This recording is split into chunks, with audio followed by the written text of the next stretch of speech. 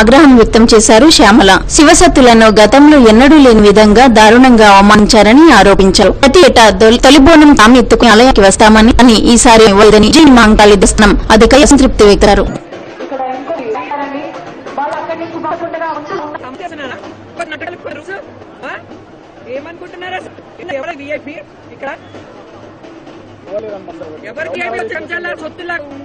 ఎవరికి దర్శనాలు చేయిస్తారు మేమండి మేమంటే ధరపోస్తాం దేవుడి మీద ఎవడే వచ్చేది ఏం మాట్లాడుతున్నారు మీరు ఎవడు మరి విఐపి ఎవడు మేము చేయలేని వాళ్ళని కూడా అర్థం చేసుకోకపోతే ఎందుకు మీరు నన్ను ఒకరిని పంపించవచ్చు మీరు కావాలంటే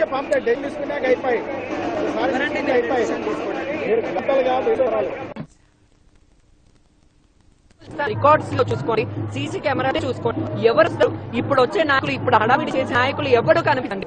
గత 10 సంవత్సరాల క్రితం ఎవడు లేదు, 4 సంవత్సరాల క్రితం. ఇప్పుడు రాజకీయంలో పలుకుబడి ఉందని చెప్పేసి ఎవరి కాళ్ళు నాయకులు అయిపోతే మేమేం కావాలి? మా శివశక్తులకు కూడా ప్రత్యేకమైన గుర్తింపును ఏర్పాటు చేయాలి. ఎలా జరుపుతారండి? మీ అందరికీ ఏం తెలుసండి బోనాల గురించి? మీ అందరికీ ఎవరు చెప్తే తెలియదు?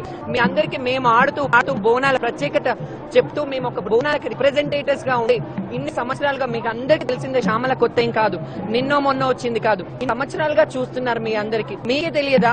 జనాలకి తెలియదు, మేనేజ్మెంట్ కి తెలియదా నా బోనం వస్తుంది ఎవ్రీ ఇయర్? నాకే కాదు, అందరు సామాన్యమైన శివశక్తులు అందరితో వస్తుంది. శివశక్తులకి ఎలాంటి ఏర్పాటు చేయలేదు.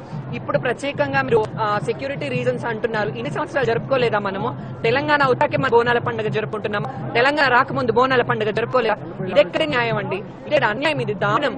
ఒక్కసారి చూడండి, చిన్నపిల్లలు చూడండి, వృద్ధులకు ప్రత్యేక క్యూ లైన్లు ఎక్కడున్నాయండి?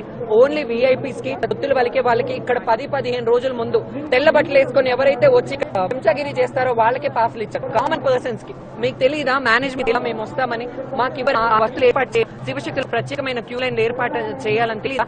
ఇప్పుడే చేస్తున్నామా? మనం కొత్తగా చేసుకుంటామా? తెలంగాణ వచ్చాకే బోనాల పండుగ చేసుకున్నామా?